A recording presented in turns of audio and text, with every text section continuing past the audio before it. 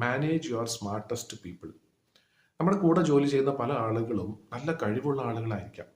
പക്ഷെ അവർ ഒരുപക്ഷെ നല്ല ഉയർന്ന ഒരു സ്ഥാനത്തുള്ള ആളായിരിക്കില്ല ആ സ്ഥാപനത്തിൽ, അല്ലെങ്കിൽ നല്ല ഉയർന്ന വിദ്യാഭ്യാസമുള്ള ആളുകളായിരിക്കില്ല. പക്ഷെ അവർക്ക് ചില പ്രത്യേക കഴിവുകൾ ഉണ്ടാകും. ആ കഴിവുകൾ അവരുടെ നന്മയ്ക്ക് വേണ്ടിയും ഉപയോഗിക്കുന്നില്ല, നമ്മുടെ സ്ഥാപനത്തിന്റെ നന്മയ്ക്ക് വേണ്ടിയിട്ടും ഉപയോഗിക്കുന്നില്ല. അപ്പൊ അത് കണ്ടെത്തി അത് എങ്ങനെ അങ്ങനെയുള്ള ആളുകൾ നമുക്ക് മാനേജ് ചെയ്യാം എന്നുള്ളതിനെ കുറിച്ചാണ് ഒരു പോയിന്റ് പറയുന്നത്. കാരണം അങ്ങനെയുള്ള ആളുകൾ പലപ്പോഴും നമുക്ക് മാനേജ് ചെയ്യാൻ ബുദ്ധിമുട്ടായിരിക്കും സാധാരണ രീതിയിൽ. അപ്പൊ അവരെ ടാക്കിൾ ചെയ്യാനായിട്ടുള്ള ഒരു 6 പോയിന്റ്സ് ആണ് പറയുന്നത്. 3 ഡൂസും 3 ഡോൺസും.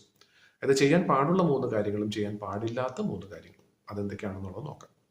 ആദ്യത്തെ ഒരു പോയിന്റ് പറയുന്നത് ഇങ്ങനെയാണ്: ഡു എക്സ്പ്ലെയിൻ ആൻഡ് പെർസ്യൂവേറ്റ് ദം.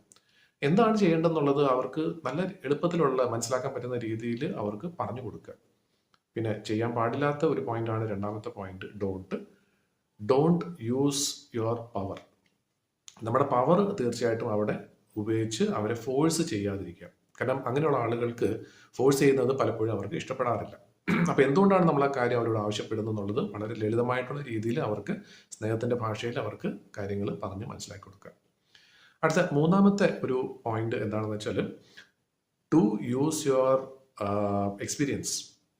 അതായത് നമ്മുടെ ഒരു എക്സ്പീരിയൻസ് എന്താണ്, നമ്മുടെ ലോക പരിജ്ഞാനം എന്താണ്, അത് ഉപയോഗിച്ച് തീർച്ചയായിട്ടും അവർക്ക് കാര്യങ്ങൾ പറഞ്ഞു കൊടുക്കുക. പിന്നെ ചെയ്യാൻ പാടില്ലാത്ത ഒരു കാര്യം എന്ന് വെച്ചാൽ, ഡോണ്ട് യൂസ് യുവർ ഹൈറാർക്കി. നമ്മുടെ സ്ഥാനത്തിന്റെ ഒരു പവർ തീർച്ചയായിട്ടും അവരോട് കാണിക്കാതിരിക്കുക.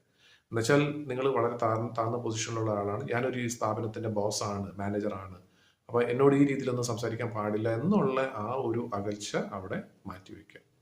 കാരണം അങ്ങനെയുള്ള ആളുകൾ തീർച്ചയായിട്ടും ഈ രീതിയിലൊക്കെ നമ്മൾ അവരോട് ഫോഴ്സ്ഫുള്ളി കാര്യങ്ങൾ പറഞ്ഞു കഴിഞ്ഞാൽ ഒരു കാരണവശാലും നമുക്ക് ഉദ്ദേശിക്കുന്ന റിസൾട്ട് കിട്ടില്ല. അത് വിപരീതമായിട്ടുള്ള ഫലം മാത്രമേ ഉണ്ടാകുള്ളൂ.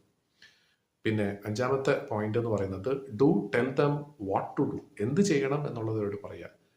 പിന്നെ അവസാനത്തെ ഒരു പോയിന്റ്, ആറാമത്തെ പോയിന്റ് എന്ന് പറഞ്ഞാൽ, don't tell them how to do it. എങ്ങനെ ചെയ്യണം എന്നുള്ളത് ഒരു പക്ഷേ അവരോട് പറഞ്ഞു കൊടുക്കേണ്ട ആവശ്യം വരില്ല. കാരണം ഇങ്ങനെയുള്ള ആളുകൾക്ക് പലപ്പോഴും ഇഷ്ടമുള്ളൊരു കാര്യം എന്ന് വെച്ചാൽ, അവർ തന്നെ സ്വയമേ കണ്ടെത്തി ഒരു പ്രശ്നം വരുമ്പോൾ സ്വയമേ ഒരു സൊല്യൂഷൻ കണ്ടെത്തി അതിൽ വിജയിക്കുന്നത് അവർക്ക് ഇഷ്ടമുള്ള ഒരു കാര്യമാണ്. അപ്പൊ എല്ലാ കാര്യങ്ങളും നമ്മൾ സ്പൂൺ ഫീഡ് ചെയ്യേണ്ട കാര്യം വരുന്നില്ല. അപ്പൊ ഈ 6 കാര്യങ്ങൾ, 3 ഡൂസും 3 ഡോൺസും, ഇത് ഉപയോഗിച്ച് തീർച്ചയായിട്ടും എത്ര ടഫായിട്ടുള്ള ഒരു വ്യക്തി ആണെങ്കിലും നമുക്ക് അവരെ നല്ല രീതിയിൽ മെരുക്കിയെടുത്ത് അവരുടെ ആ സ്വഭാവത്തെ മാറ്റാനും അതേപോലെ തന്നെ നമ്മുടെ സ്ഥാപനത്തിന്റെ ഗുണത്തിന് വേണ്ടി അവരുടെ ആ കഴിവ് നമുക്ക് തീർച്ചയായിട്ടും ഉപയോഗിക്കാം.